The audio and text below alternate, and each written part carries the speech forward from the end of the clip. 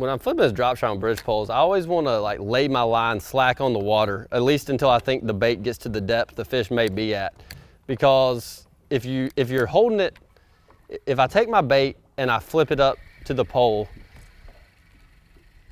if I flip my bait to the pole and just kind of engage the reel immediately, it's gonna sink about 5-6 foot, and then it's just gonna pendulum back to me, which is pretty obvious, but a lot of times you don't think about it really when the fish are deeper. And sometimes the fish are shallow, that may not necessarily be a bad thing. But if you're wanting it to get down the pole, my first approach is always kind of the free fall maneuver.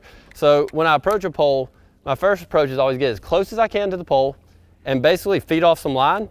And that's the cool thing about braid. You can just lay your braid on the water and you can watch it sink. And I'm not ever pulling line with the reel. I'm just letting it sink and watching to see if I can catch one on the fall. Because a lot of these fish will actually catch your bait, especially these lighter weights. That's why I like a light drop shot. They'll actually catch it. But then if nothing catches it on a few, you start approaching a depth where you know where the fish are, and you can engage the reel and just give it kind of gentle shakes and let it pendulum back to you, especially when you get a long approach down a bridge pole. That is kind of the best way to figure out. The key though is figuring out what depth. Now with the front looking sonars a lot, you can actually eliminate that guesswork a lot with the active target and actually see what depth the fish are at.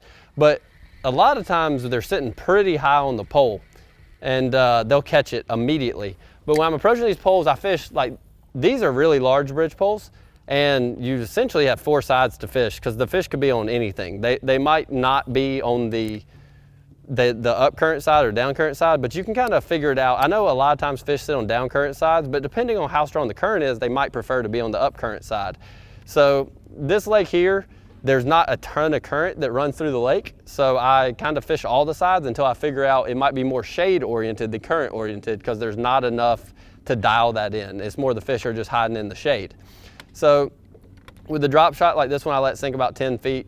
I would say somewhere between 5 and 15 feet are the most common position. See, I was just shaking it there and one got it on the fall.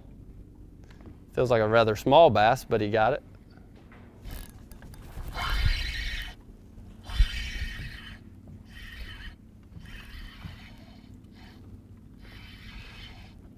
Spotted bass. This is a great technique for spotted bass fisheries.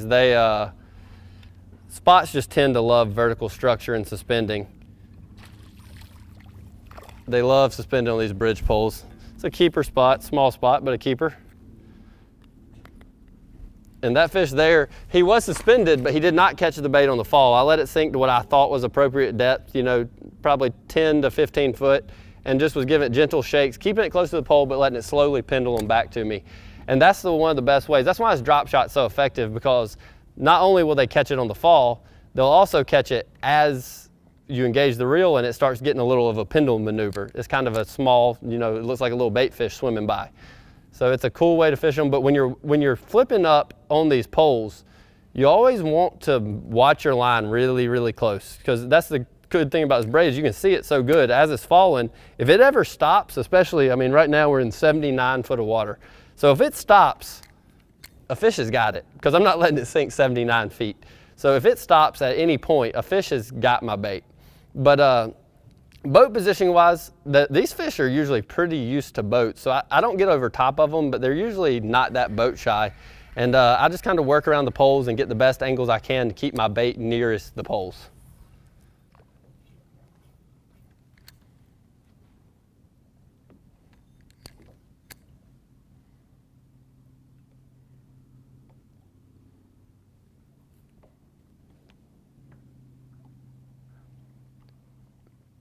A lot of times the fish will be really tight to the pole, but then if you get some windy, cloudy days kinda, they will suspend out off the pole, and you can watch your sonar to figure out if they're positioning like that. And that's when that pendulum maneuver with the drop shot works a lot better.